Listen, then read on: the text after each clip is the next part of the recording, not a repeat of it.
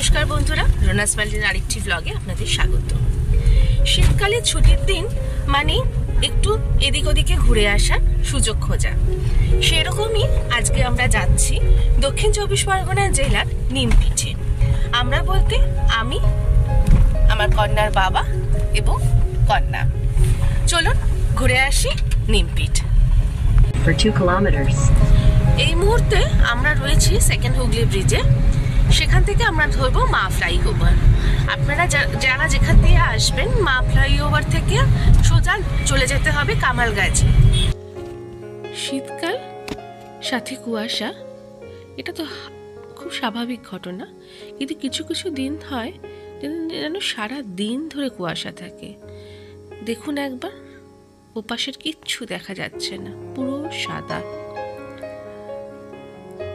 দ্বিতীয় হুগলি সেতুর উপর দিকটাও সঠিকভাবে দেখা যাচ্ছে না। তবে এর মধ্যেও ড্রাইভিং এ কিন্তু আলাদাই মজা, কি বলে। এই মুহূর্তে আমরা রয়েছি মা ফ্লাইওভারে, আর এখান থেকে গুগল ম্যাপ দেখাচ্ছে প্রায় 2 ঘন্টা লাগবে আমাদের যেতে। 52 কিলোমিটার রাস্তা।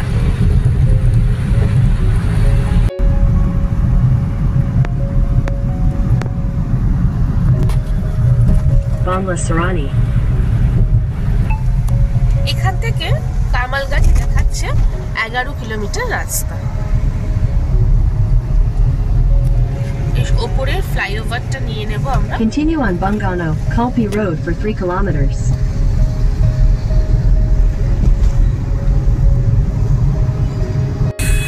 এই মুহূর্তে কামালগাছি ফ্লাইওভারের উপরে দিয়ে আমরা যাচ্ছি। এখান থেকে আমরা ধরবো বারুইপুর বাইপাস। উঠে পড়লাম Baruipur Continue on bypass. Barruipur bypass for 3 kilometers. এখান থেকে আর 29 কিলোমিটার রাস্তা। সময় দেখাচ্ছে 1 ঘন্টা 10 মিনিট। বারুইপুর কুলপি রোড ফ্লাইওভারে উঠছি এবার আমরা। Turn left, then.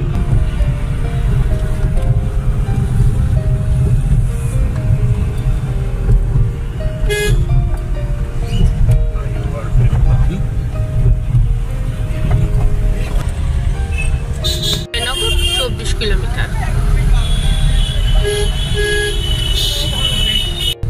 গোচরণ বলে একটা জায়গা পড়েছে, সেখান থেকে আমরা লেফট টার্ন নিয়েছি, নিয়ে এগোচ্ছি নিমপিঠের দিকে। এই মুহূর্তে আমরা আছি দক্ষিণ বারাসাতের।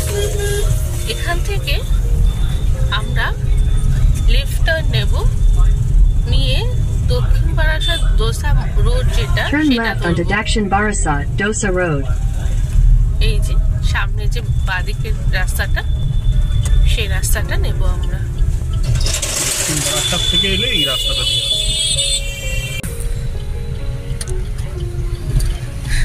জয়নগর জামতলা রোডে পড়লাম আমরা। এখান থেকে minute 3 Continue on Jayanagar, Jamtala Road for 1.5 kilometers.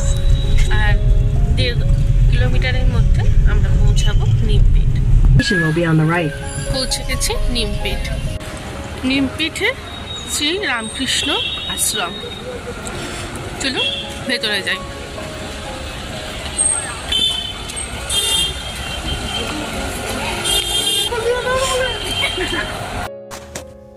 Ramakrishna মিশনেরই এক সন্ন্যাসী স্বামী বুদ্ধানন্দজি মহারাজ 1960 সালে এই মঠটি প্রতিষ্ঠা করেন। সুন্দরবনের মানুষের দারিদ্র্য, অশিক্ষা এগুলিকে যাতে দূর করা সম্ভব হয়, সেই জন্য উনি সচেষ্ট ছিলেন। এখানে ধীরে ধীরে স্বাস্থ্য সেন্টার, স্কুল, কৃষি শিক্ষা ইত্যাদির জন্য নানা প্রসার ঘটান উনি। কি সুন্দর বাগান দেখেছেন চারদিকে, বড্ড সুন্দর লাগছে।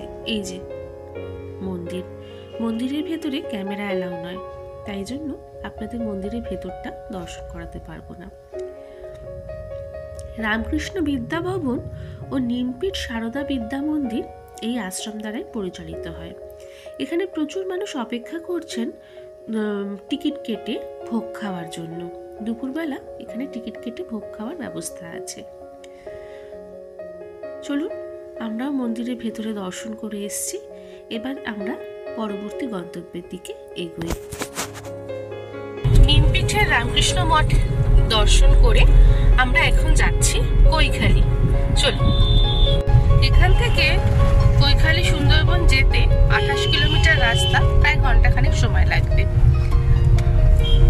তবে যেহেতু লোকালয়ের ভেতর দিয়ে রাস্তা, সুতরাং ডিপেন্ড করবে কতটা রাস্তায় ভিড় আছে সেটার উপর।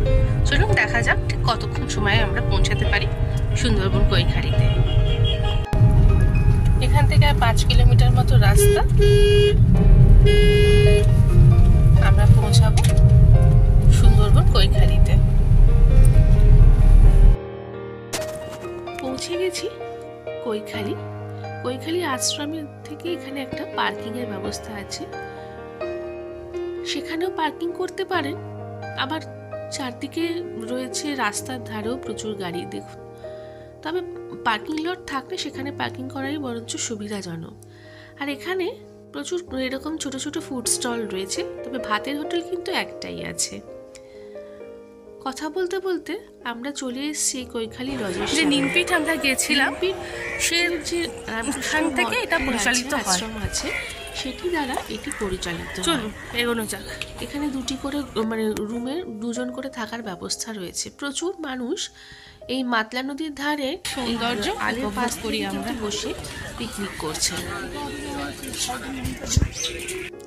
এই যে দেখুন, নদীর পাশে এরকম উঁচু করে মাটি এবং বালি ইট দিয়ে আল বাঁধা রয়েছে। সেই ধার বরাবরই লোকে হেঁটে যাচ্ছে, বসে রয়েছে। দেখুন, মানুষ অনেক সময় নিচেও নেমে যাচ্ছে।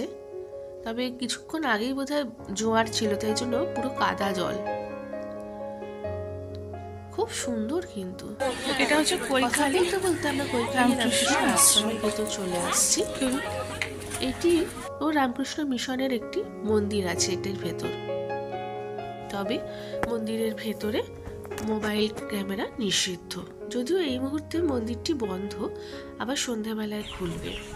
যারা ওই কৈখালি লজে বন্ধ আছে, তারা কিন্তু সন্ধ্যাবেলায় বিকেলের দিকে গ্রামীণ শিশুদের দিয়ে একটা মিনিট 45-এর আরতি হয়, সেটা মিস করবেন না। সেটা নাকি অসম্ভব সুন্দর হয় আরতি। এটা চারদিকে রেডি আর সুন্দর, চারপাশটা দেখুন। চলুন আমরা এদিক থেকে বেরোই। এবার বেরিয়ে আমরা যাচ্ছি যেখান থেকে ঝড়খালির যাওয়ার জন্য লঞ্চ ভাড়া করা হয় সেই দিকে। যদি আমাদের পক্ষে সম্ভব হয়, আমাদেরও ইচ্ছা আছে ঝড়খালির দিকটা একবার ঘুরে আসবো। কি অসম্ভব সুন্দর লাগছে দেখুন তো জায়গাটা। রোদের আলোটা পড়ে যেন আরো সুন্দর লাগছে চারদিকটা। আরেকটা জিনিস দেখাই আপনাদের, দাঁড়ান। এই যে দেখছেন, মোটা রশিগুলো কিন্তু একদম এই পাশে এনে বাঁধা রয়েছে, যাতে কোনো রকমই জোয়ারের নৌকাগুলো ভেসে না যায়। বোটের চার্জ আপনারা এখন যে বোট আছে বলতে নেই, এলে হবে, হ্যাঁ, সেগুলো হচ্ছে 1400 টাকা ভাড়া পুরো বোট।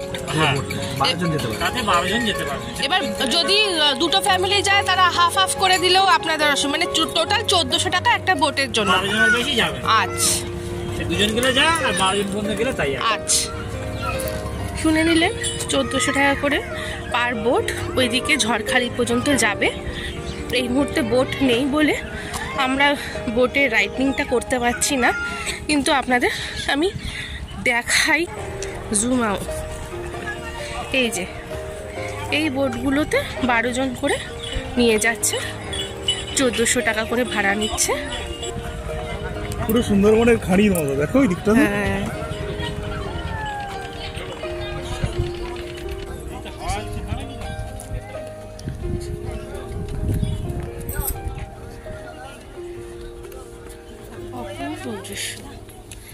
চলুন আবার আমরা জয়নগরের দিকে যাই, ইচ্ছা আছে ওখান থেকে।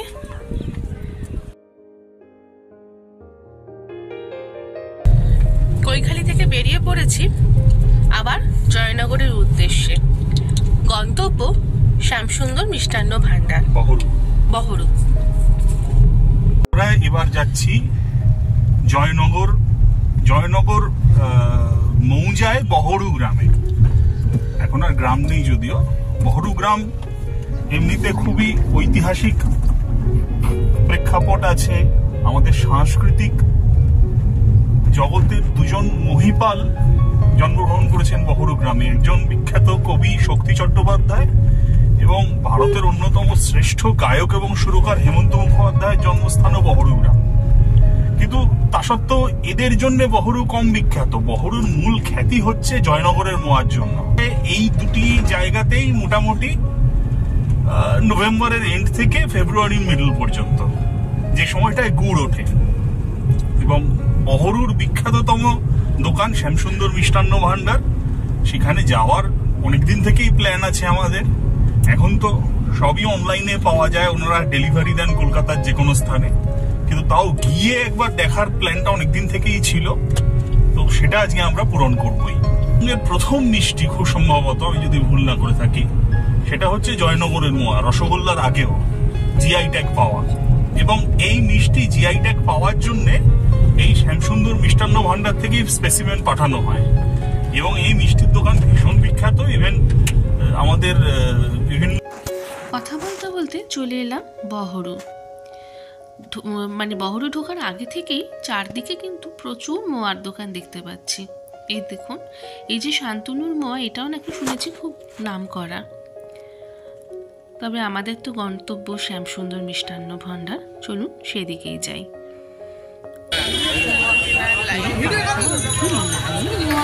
জন্য দেখুন একবার, প্রায় জনাতিরিশেক লোক তো দাঁড়িয়ে আছে এই ফ্লট মোড়। শ্যামসুন্দর মিষ্টান্ন ভান্ডার বহরু। আমি একটু দূর থেকে মোয়ার প্রাইসগুলো দেখানোর চেষ্টা করেছি, একটু জুম করে নেবেন। এই যে রয়েছে, এই যে শ্যামসুন্দরের মোয়া। 40 মিনিট লাইনে দাঁড়ানোর পরে কেনা হয়ে গেল আজকে আমাদের মোয়া। আবার বাড়ি ফেরার পালা। আজকে অল্প অল্প করে বিভিন্ন জায়গায় ঘুরে এলাম আমরা। আশা করি ব্লগটা ভালো লেগেছে। যদি ভালো লেগে থাকে তবে অবশ্যই একটা লাইক করবেন, সাবস্ক্রাইব করবেন আমার চ্যানেলটাকে, আর শেয়ার করবেন। দেখা হবে পরবর্তী আরেকটি ব্লগে। ভালো থাকবেন, নমস্কার।